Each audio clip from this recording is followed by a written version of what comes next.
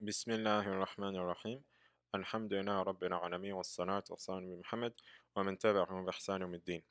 Alhamdulillah, dans cette vidéo ici, Inch'Allah, on va parler de deux types de mots dans la langue arabe. Que dans la langue arabe, il y a des mots qui sont mudhakkar, masculin, puis il y a des mots qui sont mu'annath, féminin. Donc, n'importe quel mot dans la langue française, aussi dans la langue arabe, va avoir un sexe. Peu importe si c'est quelque chose animé comme une personne, un homme ou une femme, ou si c'est quelque chose inanimé comme un stylo ou quelque chose comme ça. Donc, peu importe la chose, elle va toujours avoir, ou cette chose-là va toujours avoir un sexe. Le mudhakkar, c'est par exemple Mohammed. Mohammed, c'est un mot propre pour un homme. Fatima, c'est un mot qui est mu'annas, féminin, parce que c'est un mot propre pour une femme. Aussi, quand on parle des mots comme un professeur ou un policier ou un musulman, on va aussi faire une différence sur ou quand on va parler d'un musulman féminin et quand on va parler d'un musulman masculin ou d'un homme musulman ou une femme musulmane ou un professeur qui est un homme ou une professeure qui est une femme. Donc, mudarris, ça veut dire professeur masculin. Mais mudarrisatun, ça veut dire professeur féminin. Donc, comment faire la différence entre un mot qui est mudhakkar et un mot qui est mu'annath quand, par exemple, on est en train de parler d'un musulman ou une professeure ou d'un policier ou peu importe la chose. Comment faire la différence? Un mot qui est masculin va pas finir avec un ta marbuta. Ta marbuta, c'est un ta qui ressemble comme ça ou c'est un ta qui est juste comme ça. Donc, un mot qui va pas finir avec ça, c'est un mot qui est masculin.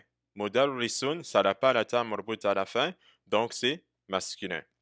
Contrairement, si un mot va finir ou va finir avec un ta marbuta, ce ta ici, ça veut dire que c'est féminin. Mudarrisatun, professeur, féminin. Donc, la façon que je vais faire la différence entre un mot qui est masculin et un mot qui est féminin, c'est pas un nom propre qui veut parler d'un homme ou d'une femme, c'est avec le ta marbuta. Si le mot a le ta marbuta, c'est féminin, et si le mot a pas le ta marbuta, c'est masculin. Et un mot qui est masculin, qui n'a pas le terme marbuta, si je veux le faire féminin, je vais juste ajouter le terme marbuta, puis ça va devenir féminin. Donc, mudarrisun, j'ajoute le terme marbuta, mudarrisatun, professeur. Muslimun, j'ajoute le terme marbuta, muslimatun, une femme musulmane. Euh, c'est quoi un autre exemple? Shurtiyun, un policier. Shurtiyatun, une femme policière. Et la liste continue. Bien sûr, il faut toujours noter qu'il y a quand même des exceptions. Donc, il y a des mots qui sont féminins, mais ne vont pas finir avec le terme marbuta comme ard. Ard, ça veut dire terre.